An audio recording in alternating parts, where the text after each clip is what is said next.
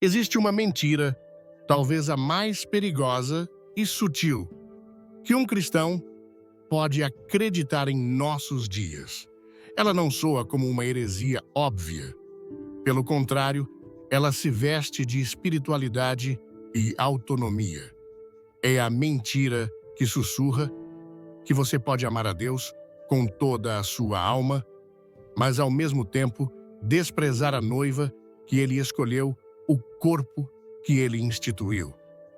Essa ideia de uma fé solitária confortável e privada tem se espalhado como um vírus silencioso, criando uma geração de fiéis que dizem caminhar com Cristo, mas se recusam a caminhar com o povo de Cristo.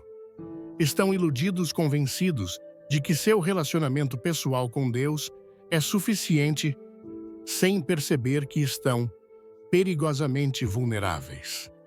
E o mais grave é que essa escolha, que parece tão inofensiva e pessoal, pode ser o início de um desvio lento e silencioso, um afastamento gradual, que termina na escuridão da indiferença, longe da verdade.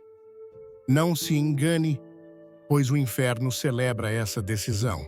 O diabo ama cristãos isolados, porque um cristão sozinho é um cristão enfraquecido, uma presa fácil para suas armadilhas.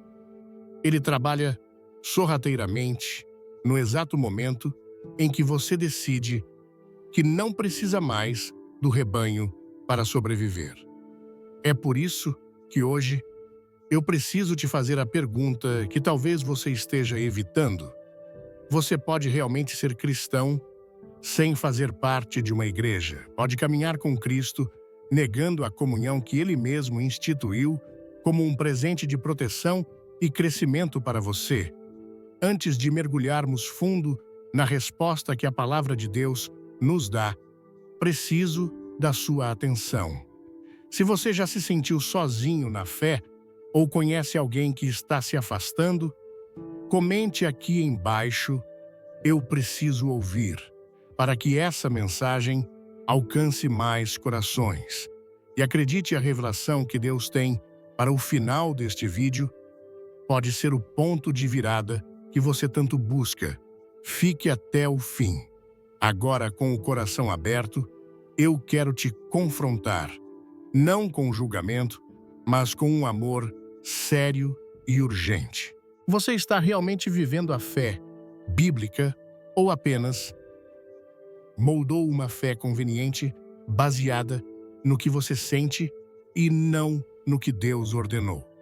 Esta pode ser uma das mensagens mais desafiadoras que você vai ouvir, mas se o seu coração ainda arde pela verdade, se você ainda busca por algo real, fique comigo. Deus quer falar diretamente com você. Há um erro grave que vem se espalhando entre os que se dizem fiéis, a ideia de que seguir a Cristo é uma jornada solitária, uma caminhada privada e sem compromisso com o corpo de irmãos em fé. Muitos dizem: não preciso de igreja para ser cristão. Meu relacionamento com Deus é pessoal. E sim, é verdade que a salvação é uma experiência individual, uma decisão pessoal de render-se a Jesus. Mas a vida cristã, conforme revelada nas Escrituras, nunca foi desenhada para ser vivida em isolamento. O que começa no íntimo do coração deve se desdobrar numa vida de comunhão, serviço e edificação mútua. Desde o início da revelação bíblica, vemos que Deus chama indivíduos com um propósito que vai além deles mesmos. Quando o Senhor chamou Abraão, o tirou do meio de sua parentela.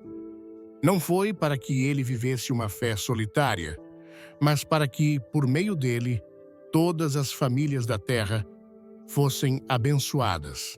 Gênesis 12, 1-3. Em um dos momentos mais marcantes de sua jornada, Abraão encontra Melquisedeque, sacerdote do Deus Altíssimo. e o reconhece como autoridade espiritual, entregando-lhe o dízimo de tudo.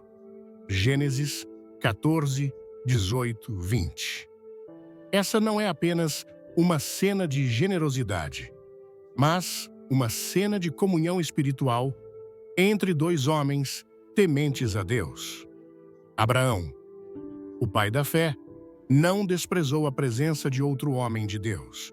Ele valorizou o encontro, se submeteu, honrou, compartilhou. É justamente esse tipo de comunhão que muitos têm desprezado hoje. Alimentam-se de vídeos, pregações online, devocionais diários, mas recusam-se a se unir a um corpo. Rejeitam a correção, o discipulado, o pastoreio. Esquecem que a fé, que se esconde, morre que o fogo, que se afasta da fogueira, apaga, que o ramo cortado da videira seca. João 15, 5, 6. Quando Paulo escreve aos Efésios, ele declara que Cristo deu dons aos homens, apóstolos, profetas, evangelistas, pastores e mestres, com um propósito muito claro para o aperfeiçoamento dos santos, para a obra do ministério, para a edificação do corpo de Cristo. Efésios 4, 11, 12. Isso significa que não há maturidade cristã plena fora da comunhão. Não há como crescer espiritualmente sem se submeter ao processo divino que acontece na coletividade. Um cristão sem igreja é como um soldado sem exército, um membro amputado do corpo, uma ovelha fora do aprisco. Ele até pode sobreviver por um tempo, mas está fora do projeto original de Deus. E a palavra é clara, de sorte que somos membros uns dos outros. Efésios 4, 25. Somos parte de algo maior, de um corpo, onde cada parte tem sua função, sua contribuição, sua responsabilidade. E a saúde espiritual não é medida apenas pela sua oração pessoal, mas pela sua disposição em se envolver com o povo de Deus. Não é à toa que o livro de Atos mostra os primeiros cristãos unânimes em oração, partindo o pão de casa em casa, perseverando na doutrina dos apóstolos. Atos 2, 42, 46. Eles entendiam que andar com Cristo era também andar com seus irmãos, que o poder do Espírito se manifesta na unidade, que o crescimento do reino acontece por meio da comunhão. Mas há quem resista, dizendo que a igreja hoje está corrompida, que os líderes são falhos, que os escândalos afastam a fé. Sim, existem falhas. Sim, há homens que se perderam em vaidade e ambição, mas a igreja nunca foi perfeita. E ainda assim, Jesus a escolheu como seu corpo na terra. Ele é o cabeça e nós somos os membros. Colossenses 1, 18. E se é verdade que há imperfeições na igreja visível, também é verdade que fora dela há apenas confusão, frieza espiritual e engano sutil. Antes de começar, deixe um comentário com o número 1, se você ama conteúdos que edificam sua fé, e inscreva-se no canal. A ideia de uma fé privada, descompromissada, desconectada, não é nova. É antiga, perigosa e destrutiva. O inimigo sempre buscou isolar. Desde o Éden, sua estratégia é separar o homem da voz de Deus, da comunhão da presença. E quando consegue isolar, enfraquece. Quando enfraquece, derruba. Ele sabe que o crente sozinho não ouve conselhos, não recebe confrontos, não partilha dores nem vitórias, não carrega fardos alheios, não é edificado nem edifica.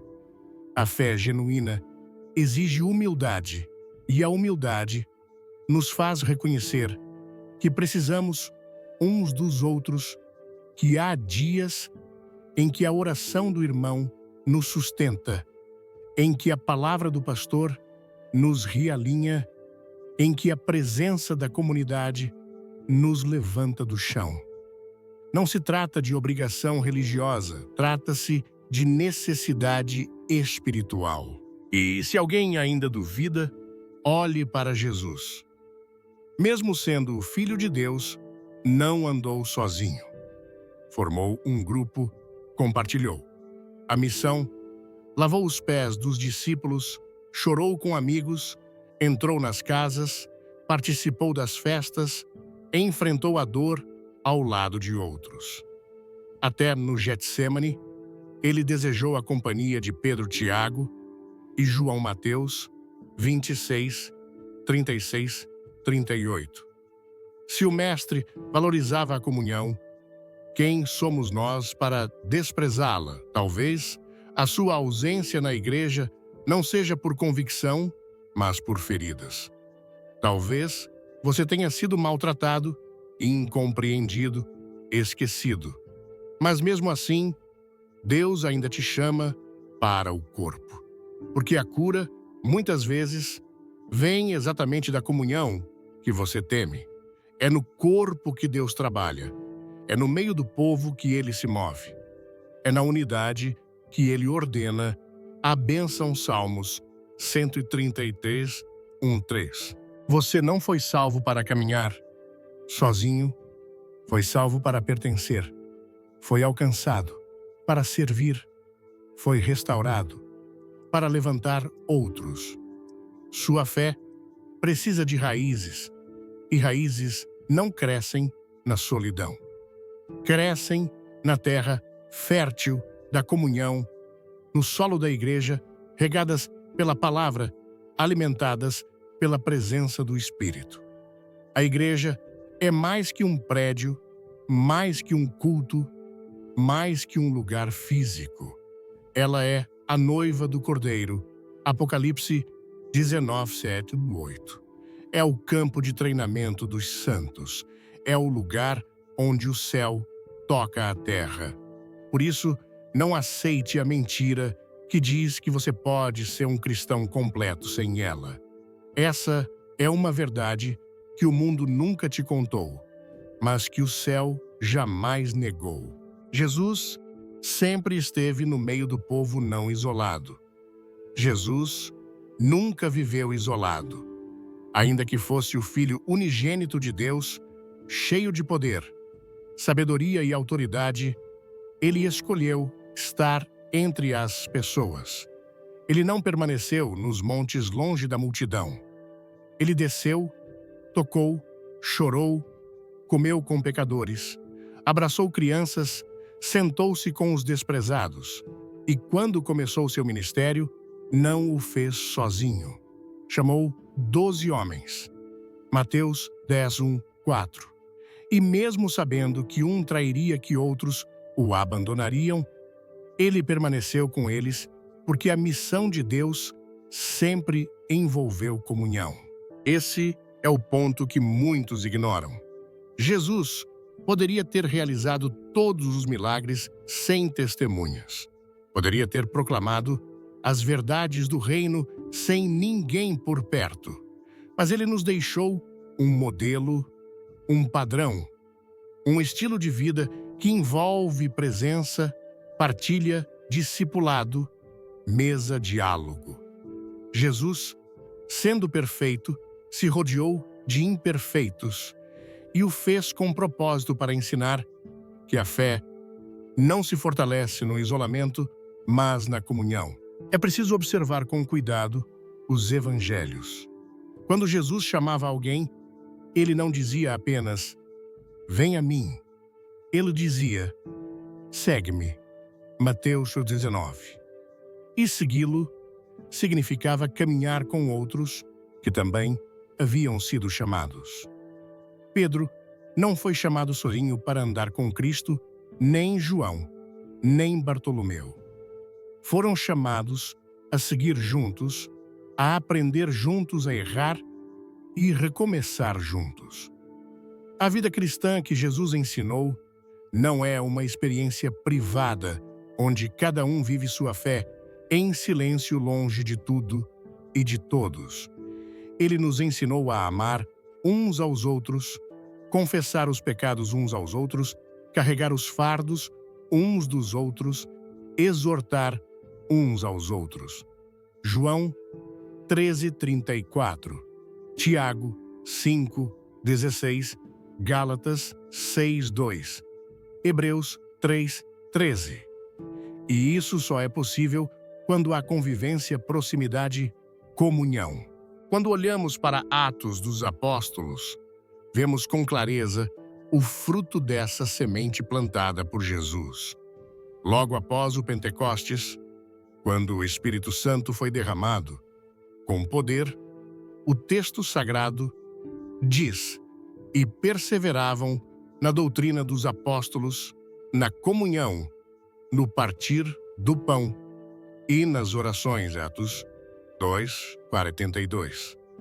A primeira evidência de um povo cheio do Espírito não foi o isolamento, mas a comunhão. Não foi o surgimento de crentes solitários, mas uma comunidade que se reunia diariamente com alegria e simplicidade de coração.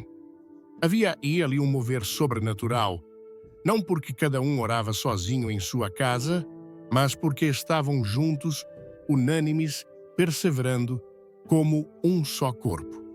Se este vídeo tocar seu coração, clique no like e compartilhe com alguém que precisa ouvir esta mensagem. O resultado: havia milagres, havia temor, havia crescimento diário. Deus acrescentava à igreja aqueles que haviam de ser salvos. Atos 2:47. O céu respondia à unidade da terra, mas hoje há muitos que perderam isso. Chamam de liberdade espiritual o que na verdade é orgulho disfarçado. Chamam de intimidade com Deus o que é apenas uma desculpa para evitar confrontos, responsabilidades e relacionamentos reais. Não querem mais mesa, não querem mais prestar contas, não querem mais ser parte de algo onde possam ser corrigidos ou moldados. Mas Jesus nunca ensinou esse tipo de fé. É importante entender que a ausência de comunhão não é apenas uma fraqueza emocional, é uma fragilidade espiritual. Porque aos poucos, aquele que se afasta dos irmãos também se distancia da verdade. A alma que se isola torna-se um campo aberto para o engano. O crente que se desliga do corpo passa a andar segundo sua própria vontade. E com o tempo, a voz de Cristo se mistura com sua própria voz. Ele começa a reconstruir uma fé em sua imagem e semelhança moldada por suas emoções, seus traumas, seus argumentos e, sem perceber, deixa de seguir Jesus para seguir a si mesmo. Jesus não instituiu a igreja como uma sugestão, mas como um alicerce. Ele declarou: sobre esta pedra edificarei a minha igreja e as portas do inferno não prevalecerão contra ela. Mateus 16:18. É dentro da igreja mesmo, imperfeita, mesmo cheia de desafios, que Deus cumpre seu propósito. É lá que Ele molda, purifica, capacita e envia. É ali que o caráter é lapidado, que os dons são ativados, que a fé é provada e fortalecida. O plano de Deus sempre foi coletivo. O apóstolo Paulo, em suas cartas, sempre escreveu a comunidades, a igrejas locais, a grupos de crentes. Ele não escreveu a cristãos sem igreja. Ele orientava, exortava, animava aqueles que estavam reunidos em nome de Cristo. E quando alguém se afastava do corpo, era motivo de dor, de clamor, de súplica, porque eles sabiam o risco espiritual que isso representava. Não há como carregar a cruz sozinho. Não há como cumprir o chamado sozinho. Até mesmo Jesus teve quem carregasse a cruz com ele quando suas forças humanas se esgotaram. Lucas 23, 26. Não foi fraqueza, foi humanidade. Foi exemplo. Foi sinal de que na caminhada do reino precisamos uns dos outros. Não se trata de obrigar alguém a frequentar uma igreja por tradição, por medo ou por pressão. Trata-se de entender que a igreja é um presente de Deus para aqueles que foram salvos. É a família espiritual onde encontramos irmãos para caminhar. É o lugar onde somos desafiados a crescer. É onde aprendemos a amar, a perdoar, a servir. A comunhão não é sempre confortável. Às vezes, ela fere, exige e confronta, mas também cura, consola, fortalece. É no contato com o outro que descobrimos nossas limitações e somos levados à dependência do Espírito. É ao lado do irmão que aprendemos que a fé não é só sobre mim, mas sobre nós. Não é só sobre minha jornada, mas sobre o reino. O cristão maduro entende que mesmo diante das falhas humanas, Cristo continua andando entre o seu povo. Ele está no meio da congregação. Ele se manifesta quando 2 ou 3 se reúnem em seu nome. Mateus 18, 20. Ele se alegra quando vê a unidade. Ele se move quando o corpo está em harmonia. Por isso, não aceite a ideia de que você pode caminhar com Jesus sem estar com o povo de Jesus. A ausência de comunhão não é apenas uma questão prática, é uma fragilidade espiritual, que, se não for tratada, se transforma em frieza e distanciamento. E esse é um caminho perigoso que muitos só percebem quando já estão longe demais. Ainda há tempo de voltar. Ainda há espaço na mesa, ainda há lugar na comunhão. Cristo ainda está no meio do povo. E onde Ele está, há vida, há cura, há renovação. Não rejeite aquilo que Ele mesmo instituiu como bênção. A fé verdadeira floresce onde há presença, partilha e amor. É ali que Deus derrama sua graça em abundância. O perigo espiritual do isolamento abre brecha para o inimigo. Não há batalha mais silenciosa e, ao mesmo tempo, mais destrutiva do que aquela que se trava no coração de quem caminha sozinho. O isolamento espiritual não começa com uma rebelião declarada contra Deus. Começa com pequenas escolhas. Deixar de ouvir, deixar de participar, deixar de buscar. Não saia antes do final. Há uma revelação especial esperando por você. Inscreva-se e ative o sininho. Aos poucos, o cristão vai se desconectando da comunhão da palavra, da oração coletiva, e acaba abrindo uma brecha quase imperceptível, mas o inferno percebe.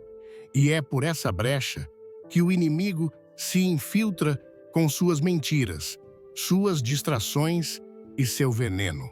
O apóstolo Pedro nos adverte: sede sóbrios, vigiai, porque o diabo, vosso adversário, anda em derredor, rugindo como leão, buscando a quem possa devorar. 1 Pedro 8. E sabe quem ele procura primeiro? Aqueles que estão sozinhos. Porque o crente isolado se torna um alvo mais fácil. Não há quem o alerte, não há quem o socorra, não há quem o sustente em oração quando suas forças se esgotam. Ele se convence de que está bem, de que pode seguir com sua fé particular, mas mal percebe que está caminhando para longe da proteção do corpo.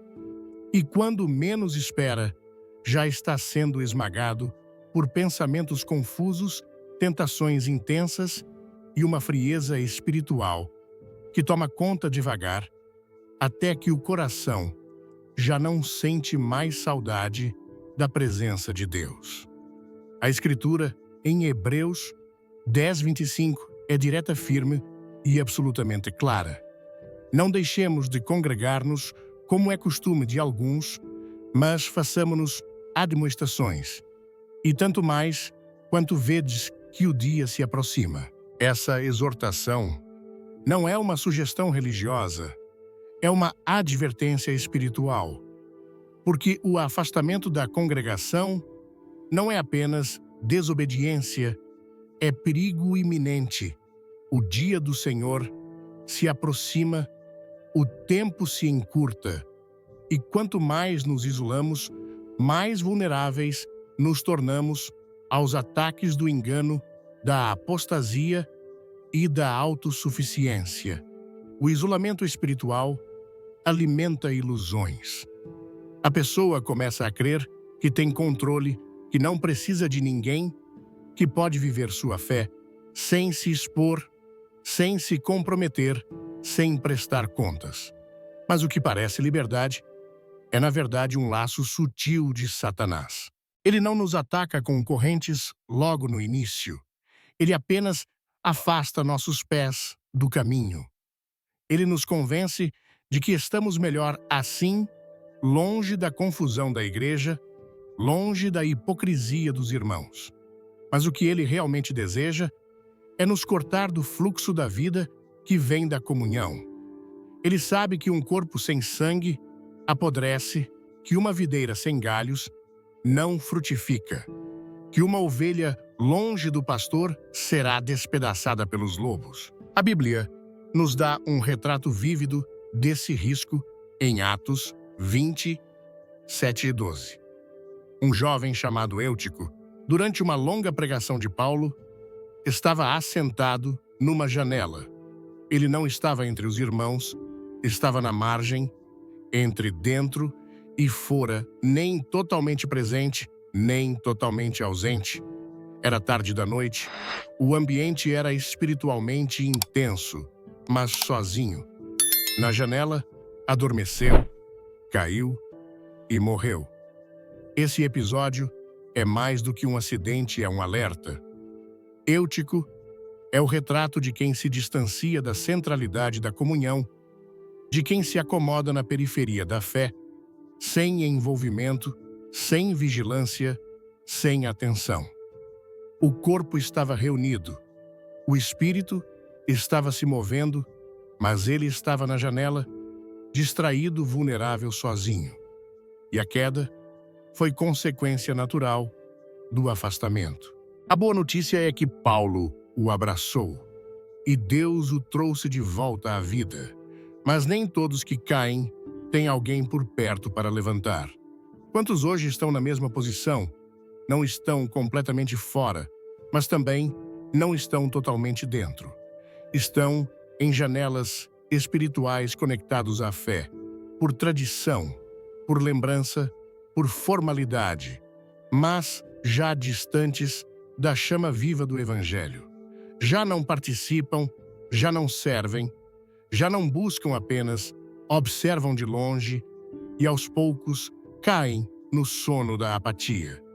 E quando caem, poucos percebem porque estavam fora do alcance da comunhão. Por isso, é urgente que se diga: a igreja é mais do que um culto, é um campo de guerra espiritual.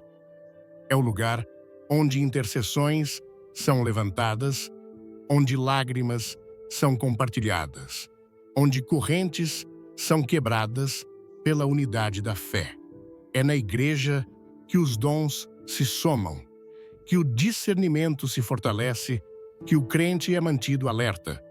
Não é um lugar de perfeição, mas é um lugar de proteção. Porque ali há olhos que veem o que você não vê.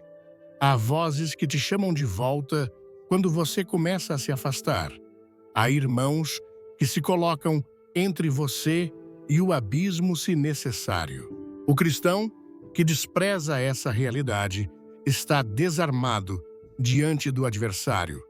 Pode conhecer a Bíblia, pode orar sozinho, pode até pregar. Mas quando os dias maus chegam, e eles sempre chegam, ele não terá ao seu lado o escudo da comunhão, a força da intercessão coletiva, a segurança do cuidado mútuo.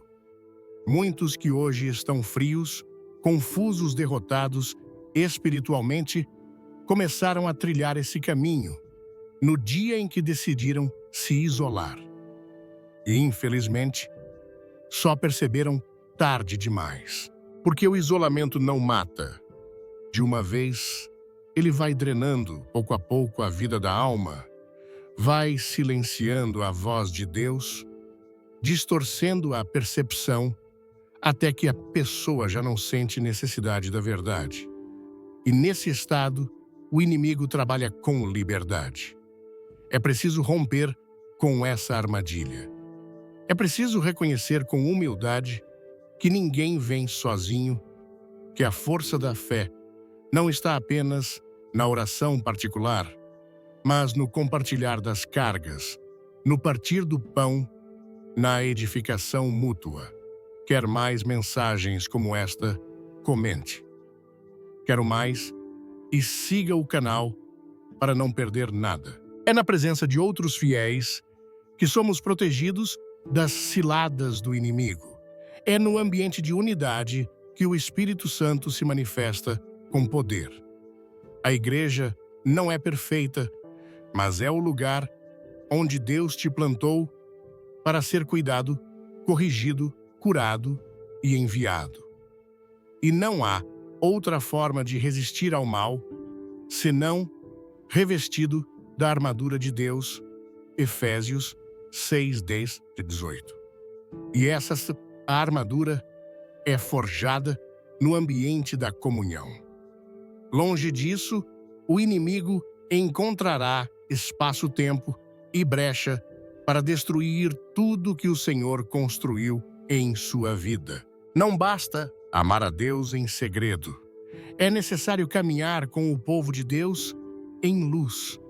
Porque onde há unidade ali, o Senhor ordena a bênção, Salmos 133, 3. E onde há isolamento, o inimigo prepara sua armadilha. Escolha onde você estará. Escolha agora, porque na vida espiritual, quem está sozinho já está em perigo, mesmo que ainda não saiba. A igreja como o corpo de Cristo. Você não é o corpo sozinho na vida cristã. Não se trata apenas de crer, trata-se de pertencer.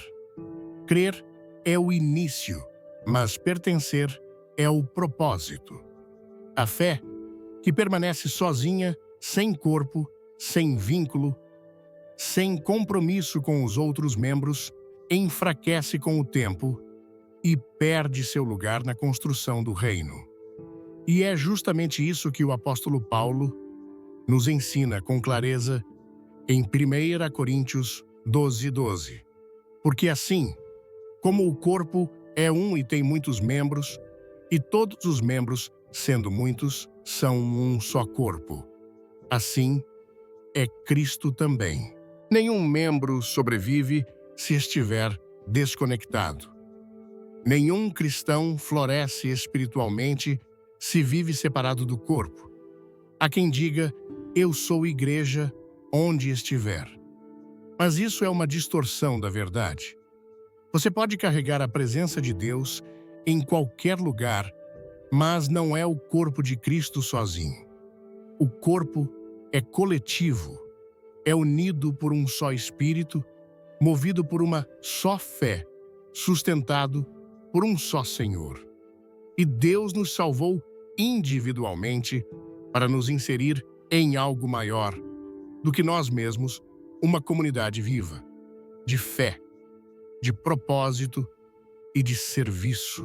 É na coletividade que a vida cristã revela sua beleza. Não há sentido em dons espirituais se não houver outros para recebê-los. Não há razão para exortar, consolar ou ensinar se não há irmãos caminhando ao nosso lado. Deus nos dotou de capacidades diferentes justamente para que dependêssemos uns dos outros. O olho vê, mas não anda. O pé caminha, mas não enxerga. O coração pulsa, mas não pensa. Cada parte tem sua função, mas todas precisam uma da outra para que o corpo viva. 1 Coríntios 12, 14, 21. O orgulho espiritual tenta nos convencer de que podemos dar conta sozinhos, que não precisamos de ninguém, que nosso relacionamento com Deus é suficiente. Mas esse pensamento não é apenas antibíblico, é destrutivo. Porque uma fé que rejeita o corpo, rejeita o plano de Deus. Jesus morreu não apenas para salvar indivíduos, mas para formar um povo. Ele é o cabeça, e não há cabeça sem corpo. Colossenses 1, 18. Rejeitar o corpo é ignorar a natureza do Evangelho. Na Bíblia, vemos um retrato poderoso dessa interdependência quando Moisés, em meio a uma batalha, fica com os braços cansados. Enquanto seus braços estavam erguidos, o povo de Israel prevalecia. Mas quando ele os baixava, os inimigos avançavam. Êxodo 17, 11, 13. Arão e Hur, percebendo sua fraqueza, se colocaram ao seu lado e seguraram seus braços até o pôr do sol.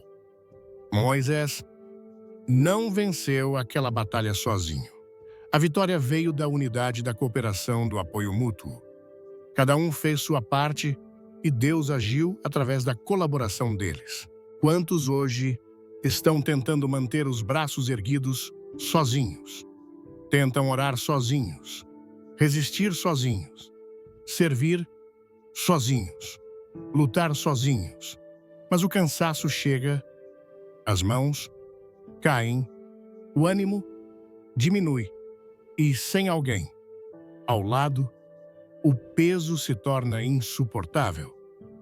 É por isso que Deus nos deu a igreja, para que haja ombros onde descansar, vozes que oram conosco, mãos que nos sustentam e braços que nos levantam. A igreja não é um lugar para frequentar, é uma identidade para viver. Quando você diz que é cristão, você está afirmando que pertence a um corpo. E essa afirmação carrega responsabilidade. Não basta assistir cultos, é preciso se envolver. Não basta ser espectador, é preciso ser participante. Porque cada membro tem algo a oferecer e também algo a receber. O corpo é fortalecido quando todos estão funcionando. Mas quando um membro se isola, todo o corpo sente falta. Se você sentiu o Espírito falar, deixe um like, compartilhe e assista até o fim para uma surpresa incrível. Há pessoas que deixaram de servir porque acham que não tem importância. Dizem que são só mais um. Mas não há só mais um no reino de Deus. Cada parte tem um valor eterno. E quando você se ausenta algo no corpo, deixa de funcionar como deveria. A igreja precisa de você, assim como você precisa da igreja. E negar isso é negar a própria verdade do Evangelho. É claro que ao fazer parte do corpo, você vai lidar com imperfeições, com erros, com fraquezas alheias. Mas é justamente nisso que o amor se aperfeiçoa. O corpo saudável não é o que nunca se machuca, mas o que se regenera. A comunhão verdadeira não é a ausência de conflitos, mas capacidade de perdoar, de insistir, de recomeçar juntos. É nessa jornada de imperfeitos que Deus manifesta sua graça. O inimigo sabe disso, e por isso, ele não tenta apenas atacar o crente individualmente. Ele tenta romper os vínculos. Ele quer plantar desconfiança, mágoa, orgulho, ressentimento, porque sabe que se conseguir nos isolar, já deu um grande passo para nos enfraquecer. E é por isso que Paulo insiste: sede unidos. Tende o mesmo pensamento.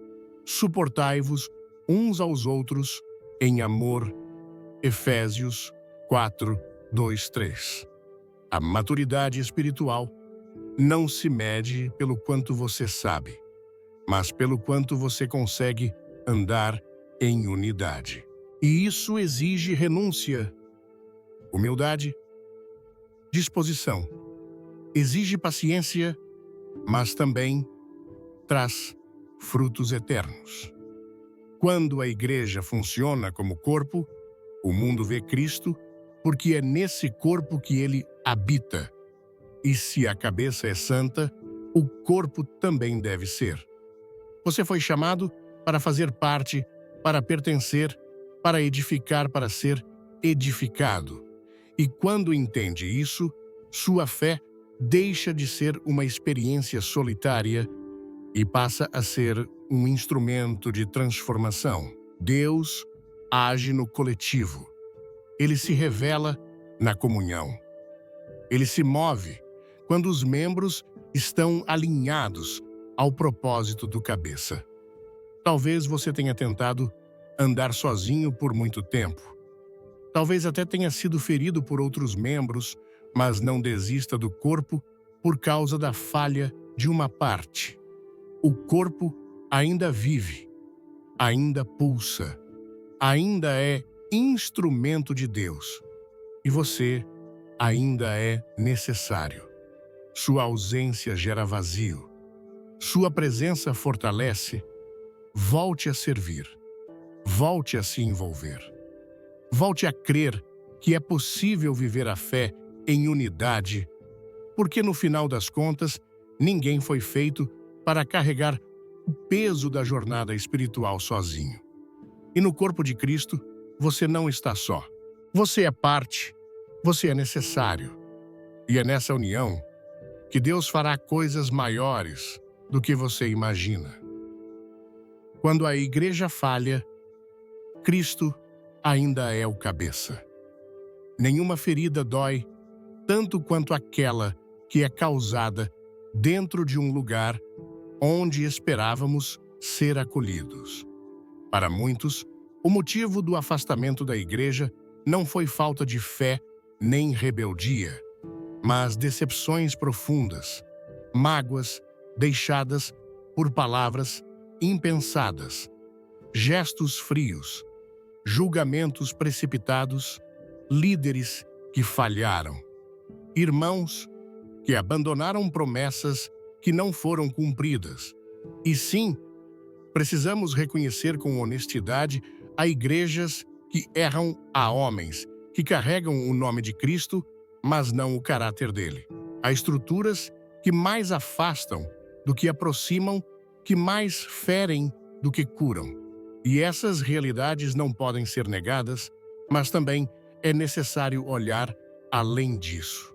É preciso entender que mesmo quando a igreja falha, Cristo continua sendo o cabeça. Colossenses 18. O erro de um líder não muda a verdade do Evangelho. A frieza de uma comunidade não apaga o fogo do Espírito. A injustiça de um pastor não anula a justiça de Deus. Cristo nunca abandonou a sua igreja. Ele continua entre os candelabros, como revela o livro de Apocalipse, caminhando no meio das igrejas, observando, corrigindo, exortando, mas ainda presente. Apocalipse 1, 12 e 13. Nas cartas às 7 igrejas, vemos um Cristo que não ignora os pecados, que não tolera o engano, mas que ao mesmo tempo não desiste da sua noiva. Ele repreende porque ama, ele alerta, porque deseja restaurar, ele disciplina, porque deseja salvar. Apocalipse 2:3. A igreja de Éfeso havia perdido o primeiro amor. Pérgamo tolerava heresias. Tiatira havia se corrompido. Sardes tinha fama de viva, mas estava morta. Laodiceia era morna e orgulhosa.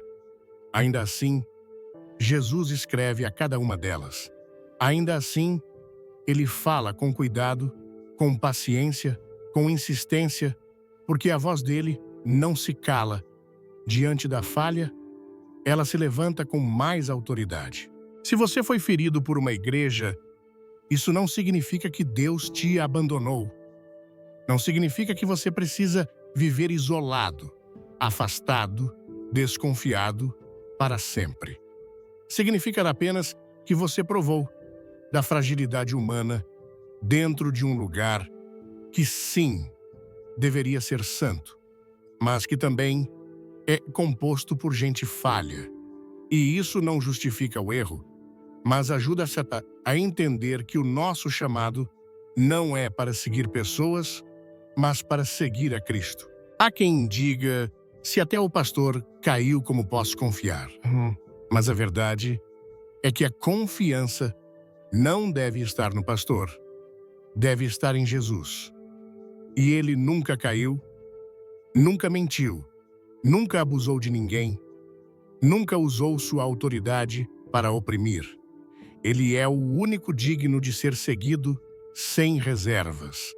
E ele ama a sua igreja, mesmo aquela que precisa de correção, mesmo aquela que ainda está sendo purificada. A igreja não é uma construção humana, é um projeto divino. Ela nasceu no coração de Deus antes da fundação do mundo. Foi comprada com o sangue de Jesus, foi capacitada pelo Espírito Santo. E mesmo em meio a falhas, ela continua sendo o lugar onde o céu toca a terra, onde vidas são restauradas, onde o perdão é possível, onde os dons são despertados, onde o reino avança. Jesus nunca disse que sua igreja seria perfeita, mas disse que as portas do inferno não prevaleceriam contra ela. Mateus 16:18. Isso significa que o mal pode até se infiltrar, pode tentar corromper, confundir, destruir, mas não vencerá, porque o cabeça é Cristo e onde ele governa a graça é maior que a dor. A restauração é mais forte que a queda. É verdade que há muitos que não aguentaram mais, que decidiram não voltar, que escolheram carregar a fé sozinhos por medo de sofrer de novo. Mas essa não é a cura, é apenas um esconderijo.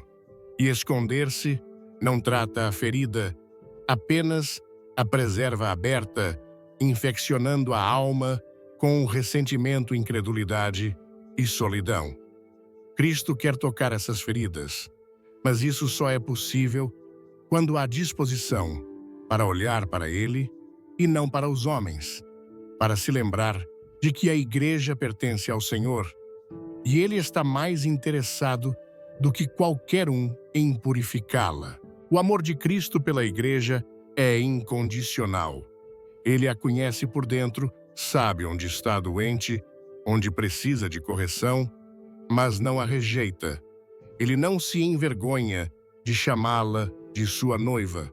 E se ele, que é santo, ainda acredita na igreja, quem somos nós para desistir dela? Se ele ainda anda no meio dos candelabros, quem somos nós para apagar a chama? Se ele ainda está edificando sua casa, quem somos nós para abandonar o canteiro? O verdadeiro cristianismo não ignora as falhas da igreja, mas também não abandona o chamado de ser parte ativa na transformação dela. Você pode ter sido machucado dentro dela, mas pode também ser um instrumento de cura. Pode ter sido desprezado, mas pode agora acolher outros. Pode ter sido calado, mas pode hoje levantar sua voz em oração por um recomeço. Cristo não te chamou para ficar à margem. Ele te chamou para voltar ao centro, para ser coluna, para ser testemunha viva do que a graça pode fazer. Quando você entende que a sua aliança é com Cristo, a visão muda. A decepção dá lugar à compaixão. O ressentimento se transforma em intercessão. E o que antes era só dor, passa a ser um testemunho poderoso de restauração. Porque a igreja ainda é o lugar onde o Espírito age. Ainda é o ambiente onde pecadores são alcançados, onde o Evangelho é pregado, onde a verdade é sustentada. Mesmo quando vacila, mesmo quando tropeça, ela continua sendo a noiva que está sendo preparada para o encontro com o noivo. Apocalipse 19, 7, 8. Por isso, não desista. Não viva à sombra da frustração.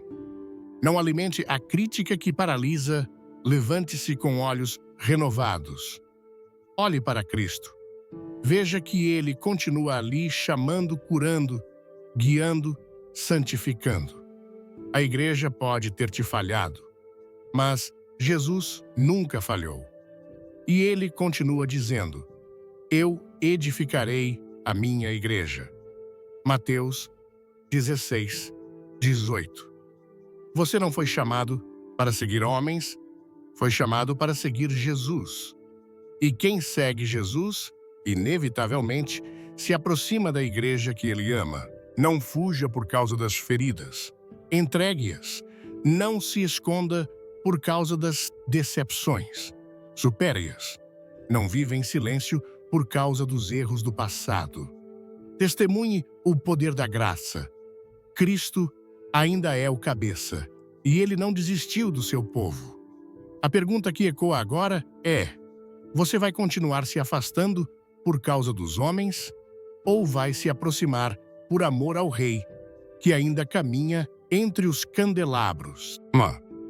O despertar do cristão que volta à casa do Pai. Nenhum afastamento é tão profundo que o amor do Pai não possa alcançar. Nenhuma queda é tão grave que a graça de Deus não possa levantar. E por mais tempo que alguém tenha passado longe da casa, a porta ainda está aberta. Há um lugar à mesa, há um pai esperando, há um lar, pronto para restaurar tudo o que o tempo e o mundo tentaram destruir. No Evangelho de Lucas, capítulo 15, versículos 11 a 32, Jesus conta uma história que atravessa séculos, com a mesma força, a do filho pródigo, um jovem que decide sair de casa, pedir sua parte da herança e viver longe da presença do pai. A decisão não foi impulsiva, foi uma escolha. Ele não saiu porque foi expulso. Ele saiu porque acreditou que poderia viver melhor sozinho. Ele queria liberdade, mas não entendeu que fora da comunhão, essa liberdade logo se tornaria prisão. O texto diz que ele gastou tudo em uma terra distante. E quando tudo acabou, quando o dinheiro acabou, quando os amigos se foram, quando a alegria virou vergonha, ele se viu em um lugar onde nenhum filho deveria estar, no meio dos porcos, desejando a comida deles. E ali, no fundo do poço, veio o início da redenção. A Bíblia diz que ele caiu em si, Lucas 15, 17. Essa é a primeira etapa de todo o retorno verdadeiro, quando a consciência desperta, quando o coração percebe que o lugar onde está não é onde deveria estar, quando a alma cansada de enganar a si mesma admite que longe da casa do Pai tudo perde o sentido. Mas o mais belo dessa história não é apenas o retorno, é a forma como o Pai o recebe. Ele não exige explicações longas, não pergunta por onde andou, não aponta o dedo. Ele corre ao encontro do filho, o abraça sujo, o veste com nova roupa, coloca o anel da filiação de volta e restaura seu lugar à mesa. Lucas 15, 20, 24. Isso é graça. Isso é restauração. Isso é o que Deus faz com todos que decidem voltar.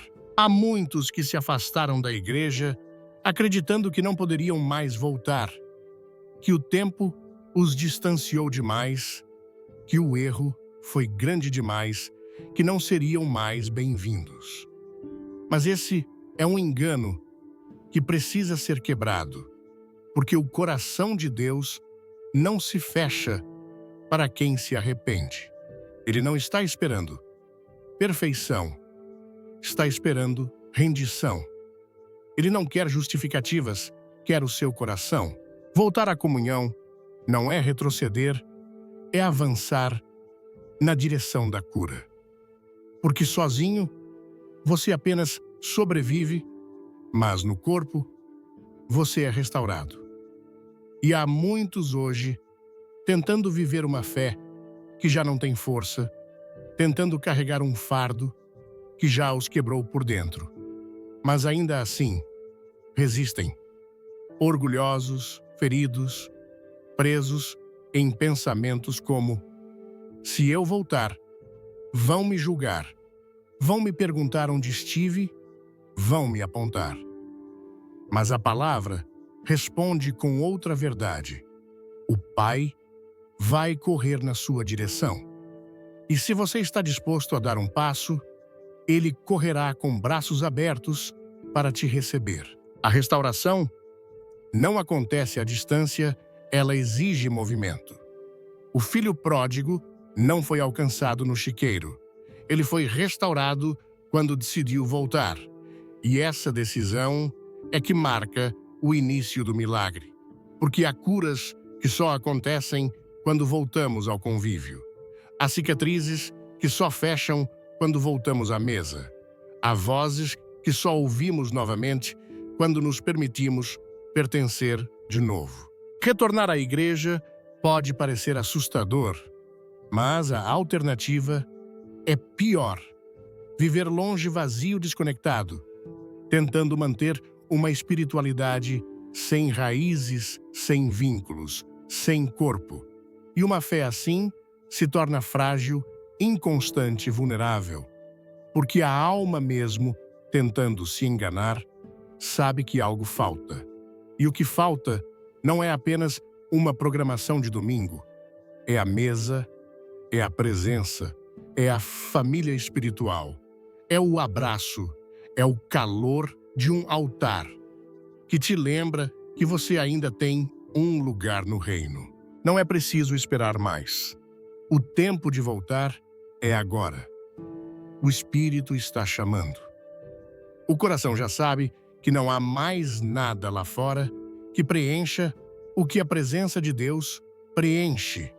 E sim, talvez o caminho de volta pareça longo, mas com Deus, um passo de arrependimento encurta qualquer distância, porque o Pai não espera no portão. Ele corre com pressa, ele corre com misericórdia, ele corre porque não suporta te ver longe. E quando você volta, não volta ao mesmo lugar de onde saiu. Você volta transformado. Volta com marcas, sim, mas com experiências que agora podem servir para levantar outros. Volta com cicatrizes, mas com autoridade para dizer que a graça é maior. Volta com lágrimas, mas com a certeza de que há perdão. Porque a casa do Pai não é um lugar de perfeitos, é um lugar de filhos. E todo filho tem direito de voltar. Talvez você tenha deixado ministérios abandonados, chamados silenciado dons. Mas Deus não os apagou. Eles estão aí adormecidos, esperando o toque da obediência. E tudo começa com o retorno. A jornada de cura começa com um passo, um pedido, um clamor, um reconhecimento. Pai, pequei contra o céu e diante de ti. Lucas 15, 21. Então, ele te cobre com vestes novas. Ele limpa as feridas. Ele te põe de volta onde você nunca deveria ter saído. O retorno do filho pródigo foi celebrado com festa, porque o céu se alegra com o que o mundo despreza. Aquele que foi rejeitado pela sociedade é restaurado pela graça. Aquele que falhou diante dos homens é perdoado diante do trono. E isso não é apenas uma história bonita, é uma promessa viva. É a prova de que ninguém está longe demais para recomeçar. Não permita que a vergonha te cale, que o orgulho te congele, que a dor te mantenha fora da casa onde sua cura te espera. A igreja não é um tribunal, é um hospital. E Cristo é o médico. Ele conhece sua história. Ele viu cada passo seu. E ainda assim, ele quer você de volta. Porque não importa quanto tempo passou, nem quão sujo você se sinta, nem quantos erros tenha cometido, você ainda é filho. E se você ainda é filho, então a casa é sua. A mesa te espera, o pai está de pé e os anjos já se preparam para celebrar. Voltar nunca foi um sinal de fraqueza. Voltar é o ato mais corajoso de quem entende que a vida sem Deus não é vida. Voltar é reconhecer que tudo que o mundo oferece é vazio, que tudo que te prometeram lá fora não se compara ao que o Pai tem reservado. Hoje é o dia do despertar. Não amanhã, não depois agora. Porque quanto mais você adia, mais distante fica a voz. E essa voz está dizendo agora: volta, filho, volta, filha. Eu nunca deixei de te amar. A igreja não é uma ideia humana, nem uma invenção religiosa. Ela nasceu do coração de Deus.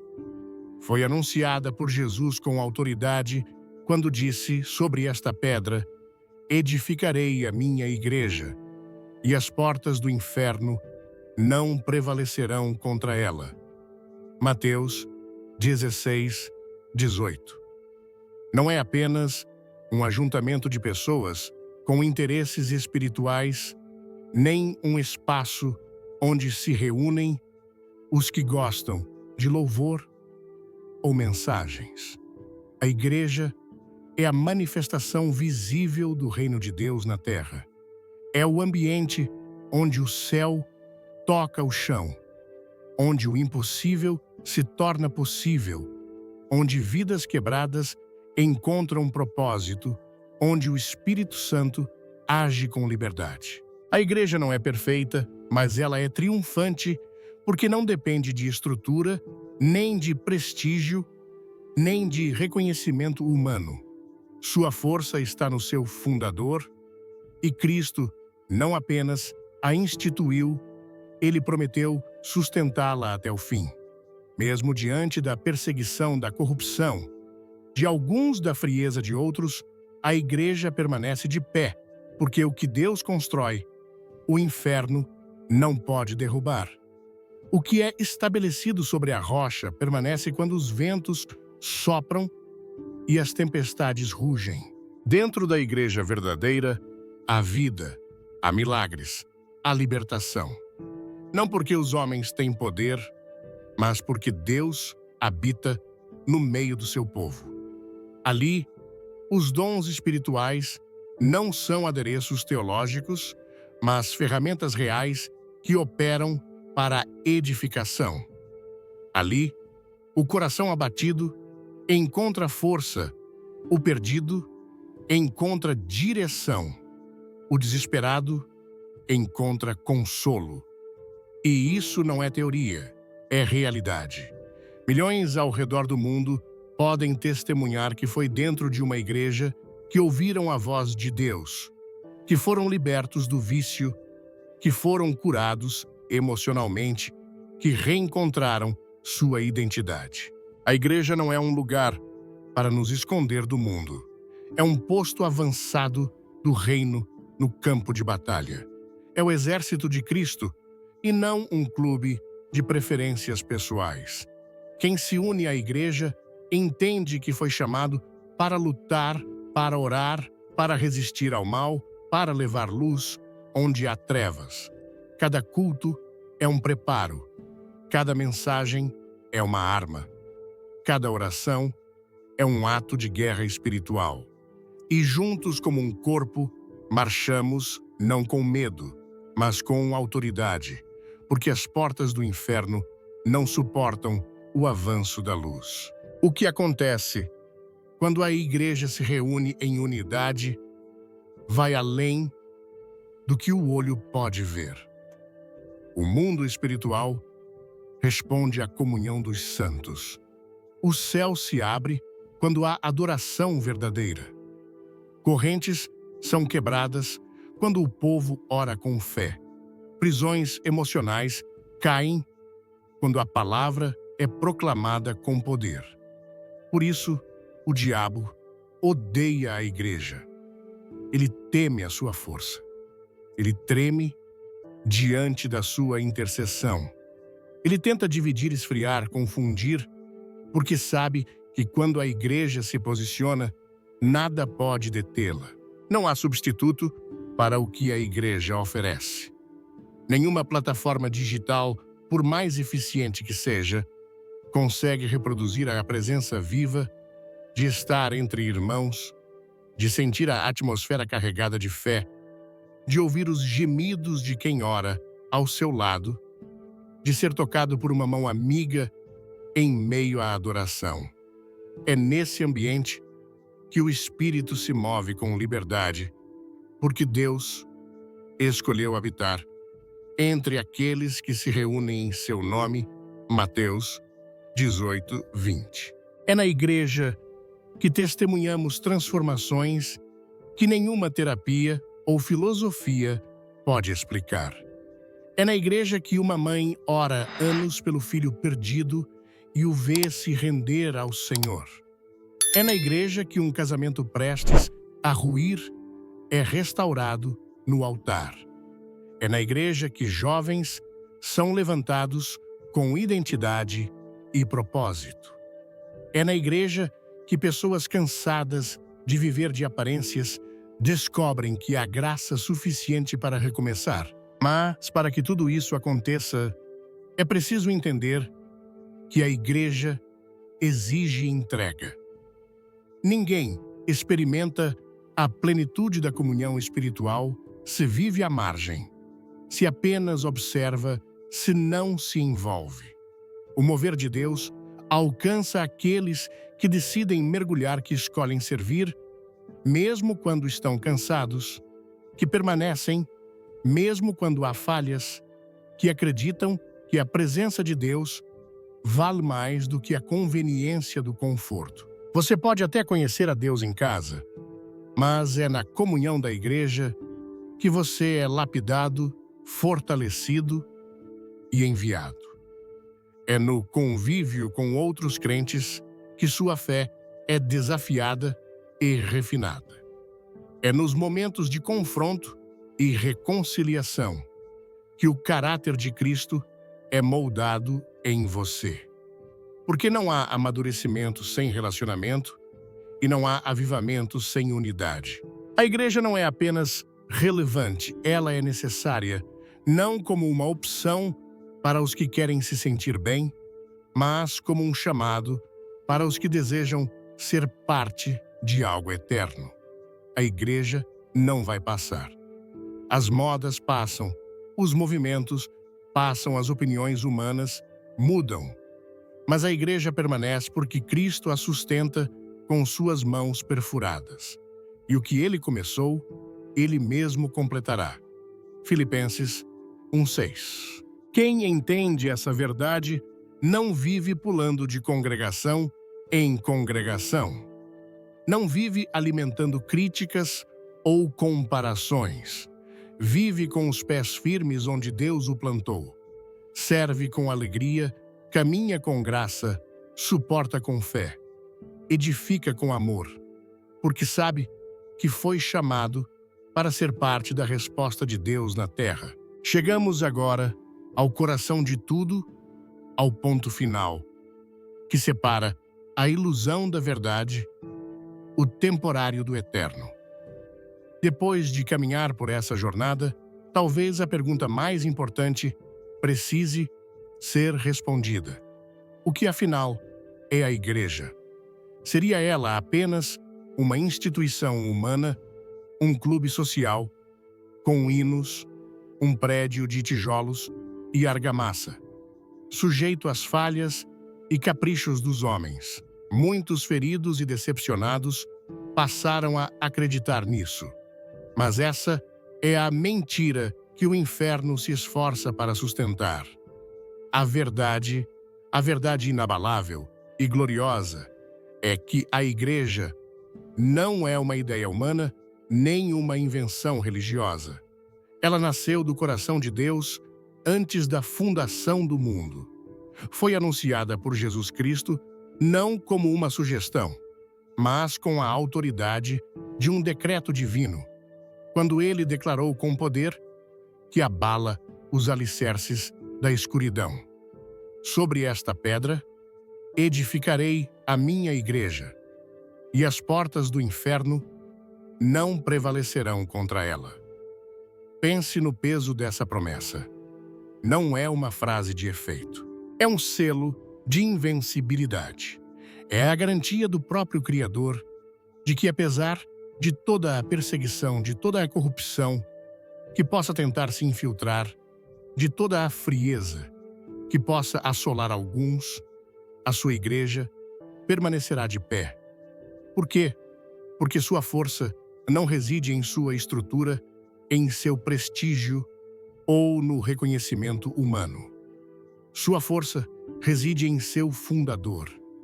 E Cristo não apenas a instituiu, ele prometeu sustentá-la com suas próprias mãos perfuradas até o fim. As modas passam, os movimentos ideológicos nascem e morrem. As opiniões humanas mudam como o vento, mas a Igreja de Jesus Cristo permanece. Ela permanece porque não está alicerçada na areia movediça da cultura, mas na rocha eterna, que é o próprio Cristo. Entender isso muda tudo.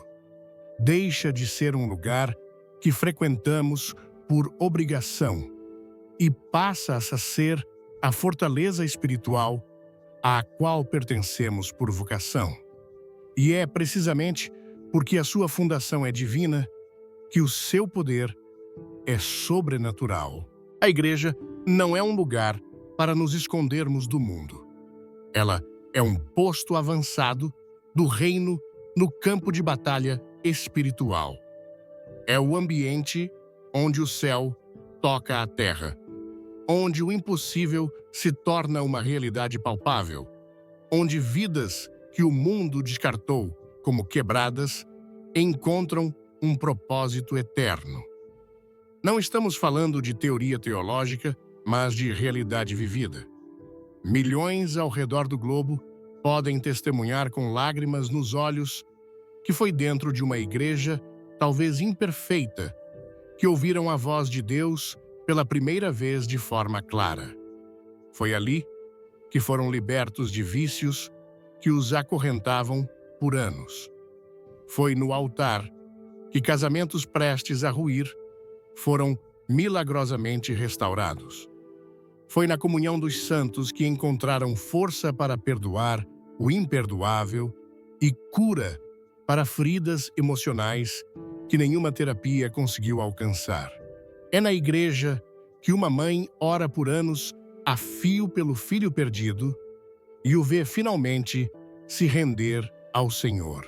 É na igreja que jovens perdidos em um mundo sem identidade são levantados com um propósito que incendeia suas almas. Nenhuma plataforma digital, por mais sofisticada e eficiente que seja, pode substituir isso. Nenhum vídeo online consegue reproduzir a presença viva e pulsante de estar entre irmãos, de sentir a atmosfera carregada de fé, de ouvir os gemidos de quem ora ao seu lado, de ser tocado por uma mão amiga no ombro, em meio a uma adoração quebrantada. É nesse ambiente que o Espírito Santo se move com liberdade, porque Deus escolheu habitar no meio daqueles que se reúnem em seu nome. É por isso que o diabo odeia tanto a igreja. Ele não teme o cristão isolado que consome conteúdo passivamente em casa.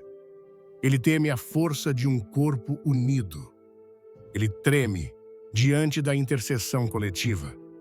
Ele se desespera quando a igreja se posiciona em unidade, pois sabe que quando isso acontece, nada, absolutamente nada, pode detê-la. Cada culto se torna um preparo para a batalha. Cada mensagem se torna uma arma. E cada oração é um ato de guerra espiritual que faz o inferno recuar. Diante de tudo isso, a pergunta final não é mais se a igreja é importante. A pergunta agora é pessoal, é direta, é urgente onde você vai se posicionar. Você continuará à margem, em uma janela espiritual, correndo o risco de adormecer e cair, ou vai mergulhar no centro do mover de Deus? Você continuará alimentando uma fé solitária que inevitavelmente esfriará ou escolherá o calor da fogueira, da comunhão. A escolha é sua, mas o tempo é curto. Os dias são maus. As lutas são intensas. Tentar caminhar sozinho não é um ato de força. É um suicídio espiritual. Por isso, o chamado do céu para você hoje é um eco insistente e amoroso. Volte. Volte para o corpo que é o seu lugar de pertencimento. Volte para a missão que é o seu propósito. Volte para o altar que é o seu lugar de proteção e poder. Volte para o centro da vontade de Deus, porque é somente ali que sua vida será verdadeiramente fortalecida, seus dons serão ativados e sua alma encontrará o descanso que tanto procura. Não mais como alguém à parte, um espectador, mas como alguém que pertence, que serve, que ama e que resiste. A Igreja de Cristo continua em marcha e Deus ainda está operando milagres no meio dela. Ele ainda cura, ainda restaura, ainda salva, ainda transforma. O Espírito Santo ainda desce quando o povo se une. Não perca o que o céu está derramando simplesmente por estar fora do lugar. Se esta mensagem tocou seu coração e você sente o chamado para voltar ou para se firmar de vez no corpo de Cristo, não guarde isso para si. Escreva aqui nos comentários, como um ato profético, como uma declaração de fé: eu escolho o altar. Faça disso um marco zero para a sua nova jornada. E compartilhe este vídeo, porque você não tem ideia de quem, no seu círculo de amizades, pode estar agora mesmo em uma janela espiritual, precisando ouvir essa verdade para não cair. Que o Senhor te fortaleça nesta decisão, que Ele te restaure por completo e te conduza de volta com braços de Pai ao centro da sua vontade perfeita. Que você encontre no corpo de Cristo o refúgio, a direção e a comunhão que a sua alma necessita desesperadamente. E que, firmemente enraizado na fé, não como um galho seco, mas como um membro vivo e pulsante, você caminhe com coragem e ousadia até o fim, vivendo sob a graça e a proteção infalível daquele que fez a promessa final: eis que estou convosco todos os dias, até a consumação dos séculos. Amém.